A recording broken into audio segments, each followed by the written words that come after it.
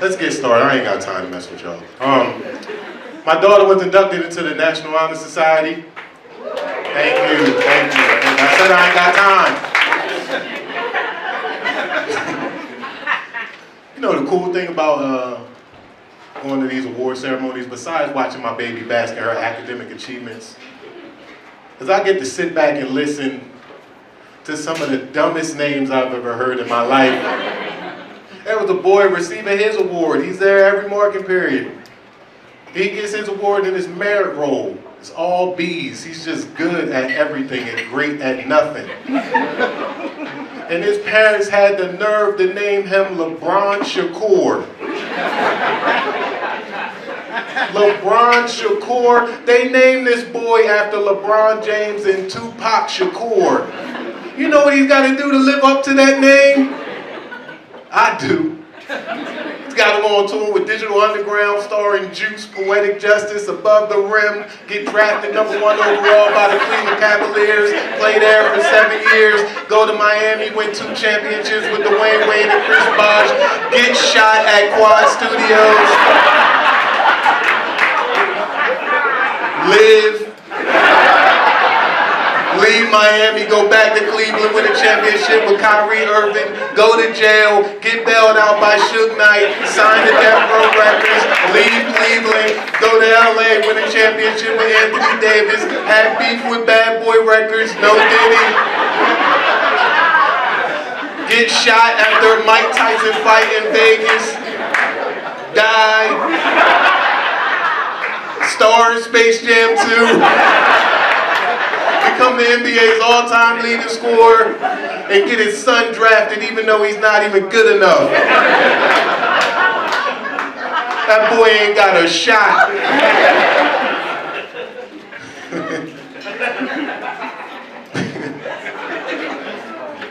Football season is upon us.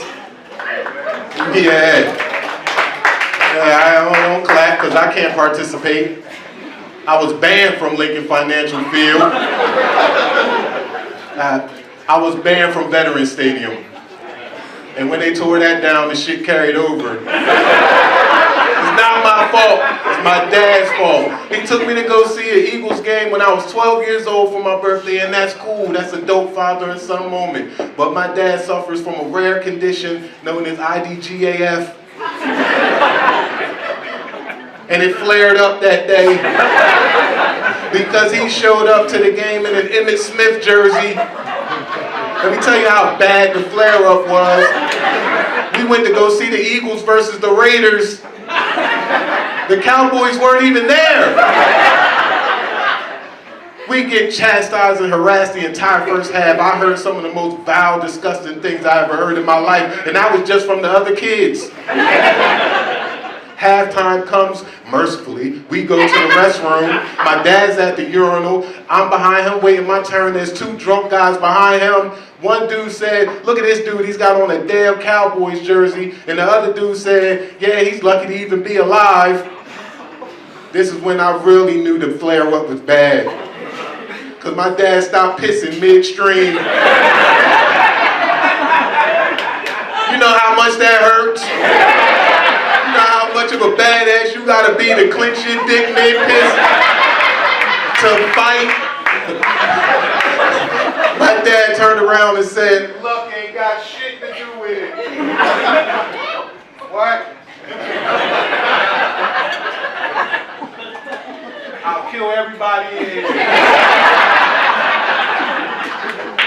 Say something else.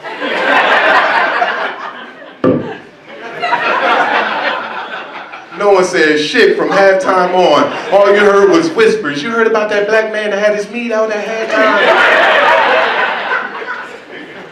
He was about to fight 50 white men with his meat out. It's crazy. Listen, I'm trying to live right. My mom, she's a minister. She's always telling me, Brian, you gotta be more like Christ. You gotta be more Christ-like. And I'm like, Mom, this is part of the conversation where I hang up. Because that's too much to ask for. Can't be like Christ, that's crazy, that's blasphemous. That's almost as bad as LeBron Shakur. Jesus had superpowers, and even with those abilities, he was still the most humble man who ever lived. If I had one of those abilities, humility would be my least endearing quality. Let me wake up one day and find out I can walk on water. I'll be at the nearest pool 15 minutes later like, hey, what's going on? How y'all doing? But y'all still swimming? That is so BC.